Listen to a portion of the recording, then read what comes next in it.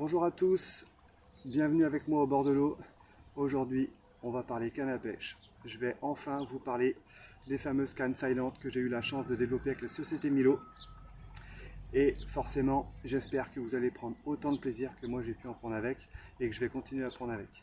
Donc voilà, en simple, la gamme elle est composée de 3 modèles. Le premier modèle, la Silent Finesse. Donc la Silent Finesse, elle est composée de 2 modèles.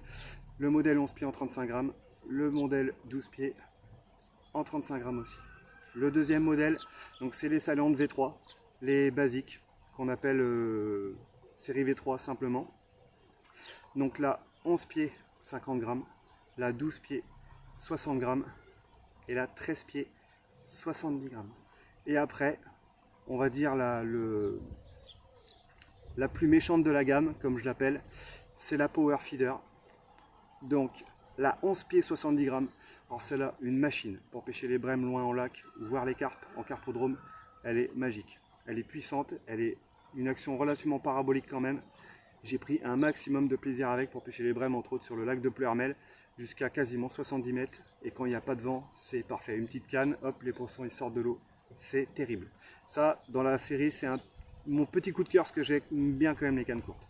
Après, donc c'est la 12 pieds 90 grammes, donc on va dire que ça va être la plus polyvalente de la gamme. Elle est très puissante, elle est aussi un petit peu souple en pointe, mais voilà, elle va permettre de pouvoir pêcher en rivière, des brèmes et des plaquettes, et aussi forcément à longue distance, parce que comme vous savez, j'aime pêcher les poissons à courte distance sur des pêches de vitesse, mais aussi j'aime pêcher très loin, donc sans forcément avoir des grandes cannes de 3,90 m ou 4,20 m parce que c'est un peu lourd, c'est pas agréable.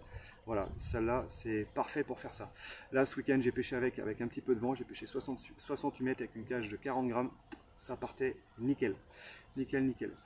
Et pour finir, dans la série des 12 pieds, il y a aussi la 120 grammes. Donc la 120 grammes, elle existait déjà dans la gamme. On a juste changé 2-3 bricoles parce que fallait que ça aille avec le reste de la gamme pour avoir quelque chose de cohérent. Donc voilà. Mais je reviendrai plus en détail sur les parties techniques plus tard.